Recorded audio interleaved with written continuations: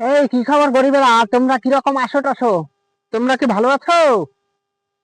হ্যাঁ, আজকে যুগান্তর পত্রিকায় একটা নিউজ দেখলাম, যেখানে তারা বলেছেন যে বাইকে না মোটর সাইকেলে তেল শেষ হয়ে গেলে বুঝবেন কিভাবে? ও বাইকার ভাইরা যারা বাইক চালান, আপনারা কি জানেন না বাইকে তেল শেষ হয়ে গেলে কিভাবে বুঝবেন?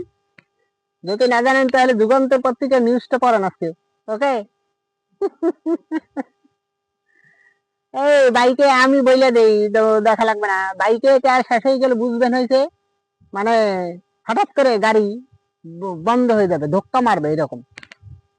হুম, হুম, এরকম ধাক্কা মারবে, তাহলেই বুঝবেন যে তেল শেষ হয়ে গেছে। তারপরে আবার চোখ আছে, চোখ মোটর সাইকেলের নিচে চোখ আছে, ওই চোখটাকে টানবেন, তাহলে আবার একটু তেল পাবেন। তারপর স্টার্ট দেবেন, আবার কিছুদিন যেতে পারবেন, তারপরে দেখবেন যে আবার এরকম ধাক্কা মারে, তাহলে বুঝবেন যে আসলে তেল শেষ হয়ে গেছে।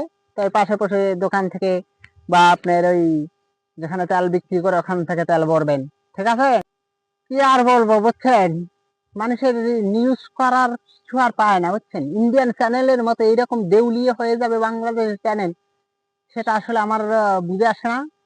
কারণ নিউজ করবে কি, কোনো খবর পায় না, তারা ঘরে বসে থাকে, নিউজ করতে যায় না। নিউজ করতে হলে তো রাস্তাঘাটে ঘুরতে হবে, ঠিক না?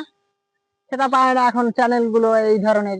তেলের শেষ হয়ে গেছে, এবং আপনার ভ্যান গাড়িতে চার্জ না থাকলে গাড়ি কিরকম চলে এই সব নিউজ চলবে। রিক্সা বন্ধ হয়ে গেলে কিভাবে বুঝবেন, এই আবল তাবল নিউজ করবে বাংলাদেশের চ্যানেল গুলো।